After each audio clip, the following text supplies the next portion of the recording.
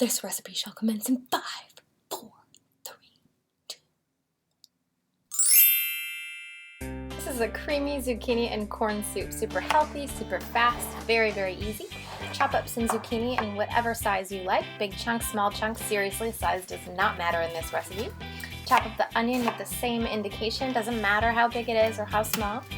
Chop up some garlic, throw it into the pan along with everything else. This also has about 4 cups of water in there.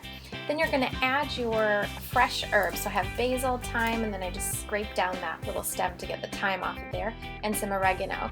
Chop up those herbs all together into a very fine mince, and then I add about 3 to 4 tablespoons into my soup along with some veggie base. This is just a stock seasoning with no salt, and you boil it for about 20 minutes till the zucchini is soft.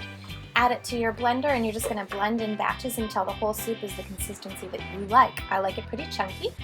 Add some of the soup back to the blender, add some cashews, and create a nice creamy base that you can add back to the soup to give it a nice, much more creamy consistency. Add your corn, break up some spinach into the soup, and let that wilt for about 5 minutes.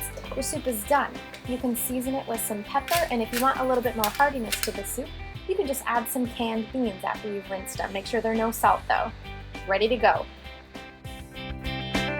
So I hope you like that soup recipe. My favorite little tip for soups is that make a bunch, like make 2 or 3 times the size of the batch, and then you can freeze portions of it for next week. Take a huge Ziploc bag, like a gallon, a freezer Ziploc bag. I'll put the leftover cooled off soup in there. I'll flatten it out and get all the air out and close it real tight.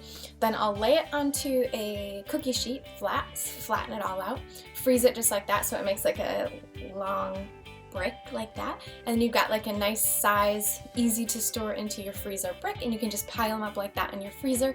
Different soups, just write the name of the soup on the side of the bag there, and it's so easy to store like that, so try that next time you make soup. Okay, so the full recipe for this soup is over here. If you're like me and you like to eat healthy and drink alcohol and things like that, you can subscribe here. I have a free e-cookbook on my website with a cute little free gift. It's over here. And a random one of my other videos that you may have never seen before but is very, very helpful is right here. Thanks so much for watching. See you guys soon. Bye!